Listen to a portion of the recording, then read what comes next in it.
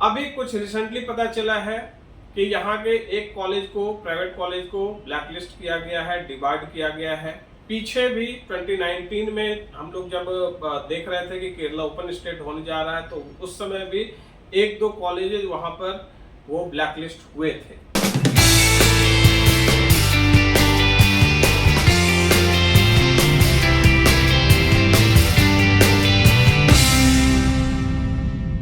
Hello sir. हाय। Sir मेरे 590 plus में marks आ रहे हैं, तो मैं ये नहीं समझ पा रही कि मुझे गवर्नमेंट कॉलेज मिल पाएगा या नहीं, या फिर लोएस्ट फी में कोई प्राइवेट कॉलेज मिलेगा। आप कौन से स्टेट से हैं? सर मैं दिल्ली से हूँ। एंड आपकी कैटेगरी क्या है? Sir general. Okay, so it is very much confirm कि आपको गवर्नमेंट तो नहीं मिल पाएगा। एंड ऑल इंडिया कोटे में भी आप हो सकता है, मैं अभी कंफर्म नहीं कर रहा हूँ कि आपका मार्क्स बाउंड्री पे हो सकता है। ठीक है, तो आप मुझे बता सकते हैं कि प्राइवेट के लिए आपका बजट क्या है? सर मेरा बजट 4 से 5 लाख है साल का। ओके, ठीक है। कॉलेजेस तो देखो बहुत सारे ऐसे हैं जहाँ पर कि थोड़ा सा आपको इंक्रीज करना पड़ेगा अपने बजट को, और कॉलेज भी आपको अच्छे मिल जाएंगे। तो स्टेट्स जैसे अगर मैं बोलूँ तो आपको कुछ एक्सप्लोर किया है आपने जिसमें कि आपको स्टेट्स पता हो?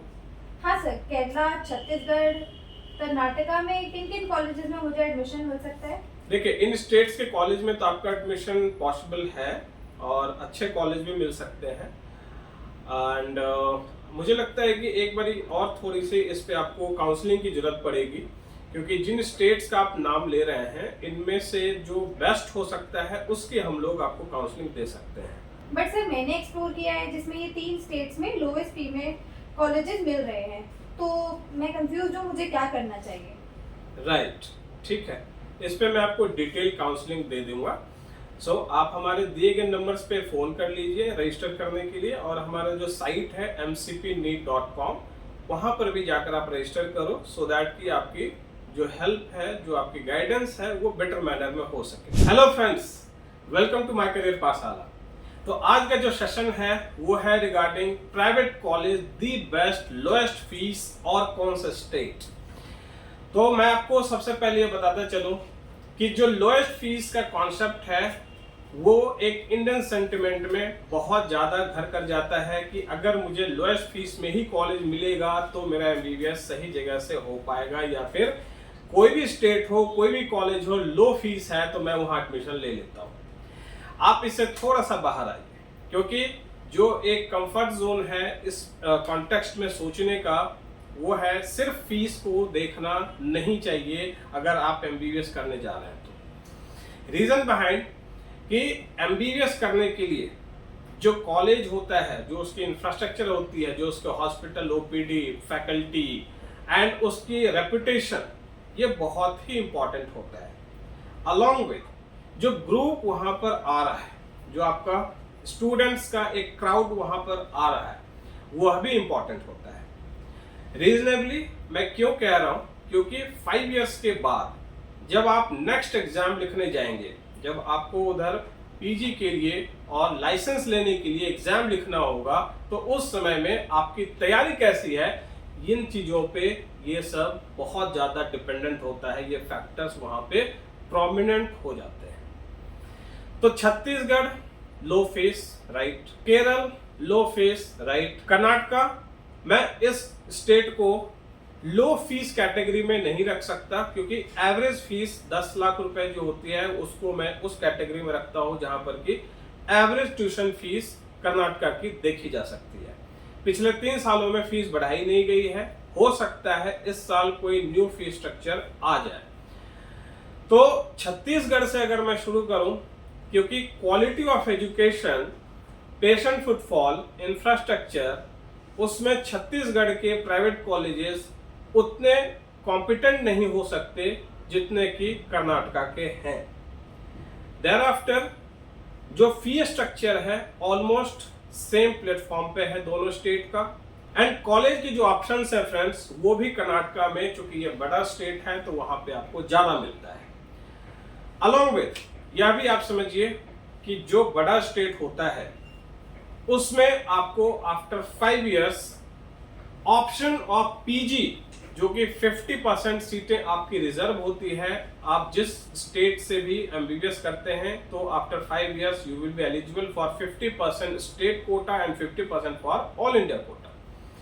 तो यहाँ पर आपके अगर ज्यादा कॉलेजेस हैं, ज्यादा वहां पर सीटें हैं, तो आपके चांसेस पीजी एडमिशन के लिए ज्यादा बढ़ जाते हैं। तो उस कॉन्टेक्स्ट में भी छत्तीसगढ़ जो है कर्नाटका के सामने थोड़ा सा वहां पे एक सेकंड थॉट के लिए आता है रीजनेबली, कि यहाँ पर मात्र 2 से 3 कॉलेजेस आपको मिलेंगे।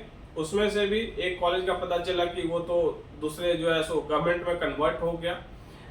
देयर आफ्टर जो आपका कर्नाटका के कॉलेजेस हैं, यहाँ पर एक लेगेसी मेंटेन्ड है आज तक, जो कि आपका 30 साल 40 साल का एक रिकॉर्ड है, जिसमें कि अच्छे अच्छे कॉलेजेस हैं, अच्छे अच्छे यहाँ पे फैकल्टीज हैं, अच्छे अच्छे हॉस्पिटल्स हैं बड़े बड़े। और इस स्टेट में जो नंबर ऑफ सीट्स है वो भी काफी तादाद में है, इसलिए कर्नाटका आपके छत्तीसगढ़ के मुकाबले में ज्यादा बेटर मुझे दिखाई पड़ता है।